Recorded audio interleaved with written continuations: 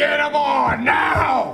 And wipe off all that makeup! Now the man was already halfway through his life, and he didn't want to fast forward anymore. The next day at work, his boss mentioned that after retirement, the director would take over his position, and then the man would step up to replace the director. The remote automatically took him to that future. He woke up to find himself transformed into a 300-pound man. Turns out the remote had fast-forwarded him a full 10 years. His son had also become overweight. The man excitedly hugged his wife, but she pushed him away and took another man's hand instead. He quickly hit the pause button. That's when the store clerk appeared again. He explained that during those 10 years, the remote had chosen work over family based on his habits. They had gotten divorced. The man pressed the remote, trying to explain everything, but his dog came charging over, knocked him down, and he hit his head. When he woke up, it was 6 years later. He was in the hospital, diagnosed with cancer, and the remote had automatically fast-forwarded him to recovery. Back at the company, he found his son had slimmed down. His son mentioned wanting to invite grandma and grandpa over for dinner that night, but his expression suddenly changed. The man's parents had been dead for years. Using the remote, the man replayed his last encounter with his father. That day he was working overtime when his father invited him to dinner, but the man had flat out refused. His father patted him and quietly apologized before turning and walking away.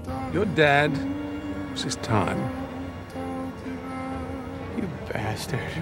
The man confessed his regrets at his father's grave. The store clerk appeared once more, admitting he was the angel of death. The man was about to die. Terrified, he fled to his son's wedding, where he had a heart attack and was rushed to the hospital. During the days he was unconscious, his children never left his side. Then his son said he had to leave for a business trip. Afraid his son would repeat his mistakes, he chased after him but collapsed in the pouring rain. He silently mouthed, "I'm sorry," handed his ex-wife a note, and passed away. But suddenly, the scene shifted. The man was back on the bed in the mall. He first ran to his parents' house and showered his father with kisses, then rushed home to write hundreds of words planning their entire vacation. His wife and kids were thrilled, but then, at the dinner table, he spotted the remote control again, with a note beside it that read, "This time you'll make the right choice." The man smiled, picked up the remote, and tossed it straight into the trash.